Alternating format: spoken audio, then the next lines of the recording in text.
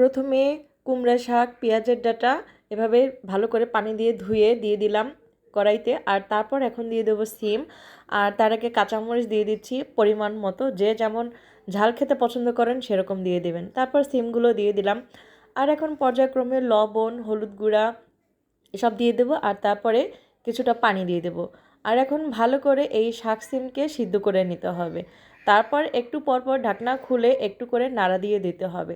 যখন ভালো করে সিদ্ধ হয়ে যাবে, একটা উড়কি দিয়ে এভাবে ভালো করে চেপে চেপে এটাকে নরম করে নিতে হবে। আর তখন দিয়ে দিতে হবে ধনিয়া পাতা। ধনিয়া পাতা একটু বেশি করে দিবেন, তাহলে ফ্লেভারটা অনেক বেশি ভালো আসবে, খেতেও অনেক বেশি ভালো লাগবে। আর এখন একটু ভালো করে নাড়াচাড়া করে দিলাম। আর এখন তেলের ভিতরে পেঁয়াজ রসুন কুচি দিয়ে ফোড়ন করে নিচ্ছি। আর এখন সেই ফোড়নের ভিতরে এই সিদ্ধ করে রাখা শাক সিম দিয়ে দিলাম। আস্তে আস্তে সব কিছু দিয়ে দেওয়ার পরে এখন খুব সুন্দর করে ভালো করে নাড়াচাড়া করতে হবে।